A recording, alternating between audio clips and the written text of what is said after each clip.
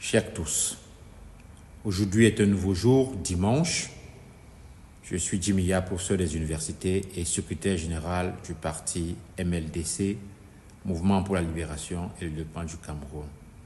Je voudrais clarifier quelque chose qui est essentiel. Je ne suis pas athée, loin de là. Je suis le fruit d'une famille profondément chrétienne, catholique. Une famille dans laquelle j'ai grandi dans la foi, l'amour de Dieu, parce que mes parents m'ont éduqué dans une foi chrétienne et m'ont inculqué dès mon jeune âge un certain nombre de valeurs qui sont l'humilité, la justice, l'amour du prochain. Ce sont ces valeurs d'ailleurs que je peux dire qui continuent de guider actuellement mes engagements et continuent de guider ma vie. L'article que j'ai publié, ou alors les articles que je publie depuis un certain temps par rapport peut-être à l'Église, ne sont ni une attaque contre Dieu, ni une attaque contre la foi chrétienne, ni même contre la religion en général. Pardon. Il ne s'agit pas de critiquer la spiritualité et les valeurs universelles que nous partageons tous en tant que chrétiens ou alors en tant que croyants, même si on est un croyant animiste. Au contraire, ma foi reste au centre de ma vie et de mes principes. C'est pour cela que je voudrais dire que mon article s'inscrit dans une démarche factuelle, analytique et historique. Cet article analyse une institution humaine, parce que l'Église est une institution humaine.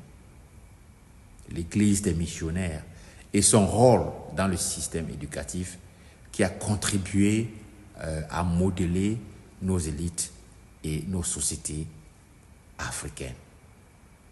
Donc, ce n'est pas une remise en question de la foi chrétienne, de votre engagement ou de mon engagement envers ma relation avec Dieu, mais c'est une critique constructive d'un système qui, à travers l'histoire, a servi parfois à asservir plutôt qu'à libérer.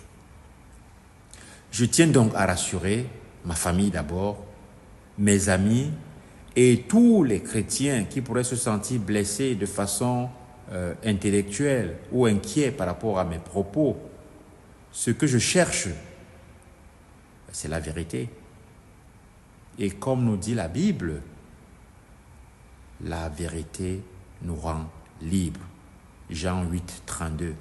Ce dialogue que j'ouvre est aussi un appel à réconcilier la foi chrétienne et surtout le développement, à construire une société où les valeurs chrétiennes servent à libérer les Africains de la misère, de la pauvreté et à promouvoir ce qu'on appelle la justice, l'équité et surtout le progrès.